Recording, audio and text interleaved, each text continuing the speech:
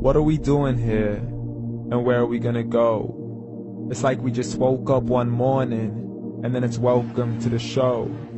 Don't ask any questions, just go with the flow. Make as much money as you can, and try your best not to get broke. Copy everything you see on the TV, from the hairstyles to the clothes, and don't think too often, just do exactly as you're told. And if you ever get confused, then just turn towards the alcohol. You'll still hear your thoughts, then just turn up the radio as you learn to live a lifestyle of drugs, sex, and rock and roll.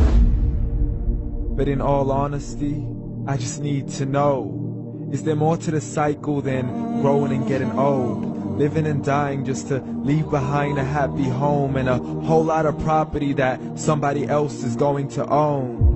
I just really need to know before the casket's closed, 'cause I'm not willing to gamble with my soul, nor am I ready to take any chances. These are just simple life questions, and I'm just searching for some answers.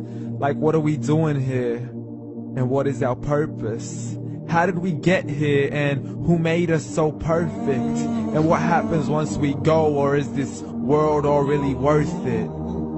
Questions we don't answer because apparently we don't really have to. There's no purpose to this life and our existence is merely natural. Then in that case, please let me ask you, did you create yourself, or was it somebody else who had fashioned you? 'Cause you're a being that's impeccable, faultless and unparalleled. You're a product of supreme intelligence, and I'm merely being rational.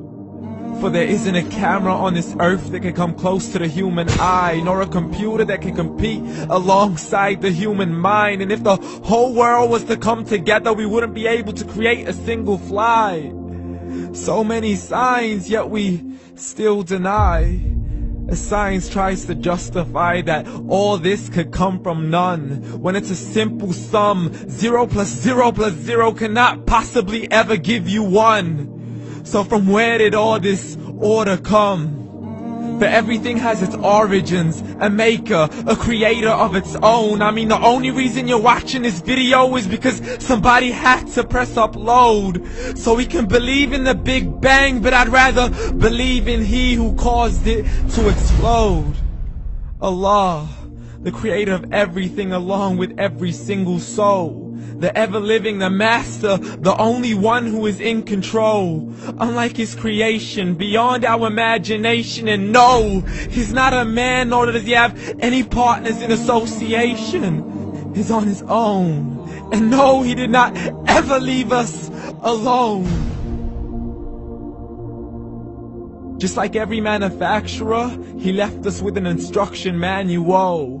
The Quran and Islam, and I'm sorry to jump to conclusions, but it's the only one possible. The only definition of God is the one and only supreme being. It's logical, a book with 0 contradictions, with miracles that are both scientific and historical, all revealed over 1400 years ago.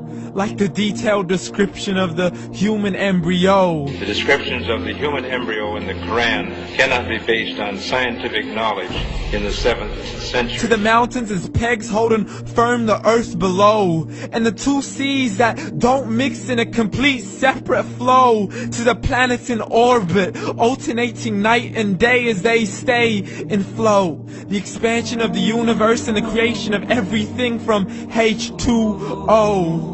To the stories of the past and the preservation of Pharaoh. To identifying the lowest point in the land where Persia defeated Rome. The gushing fluid that created man in the glands between the ribs and the backbone. And not a word has changed, it's still the same. So please explain how all this was known over 1400 years ago.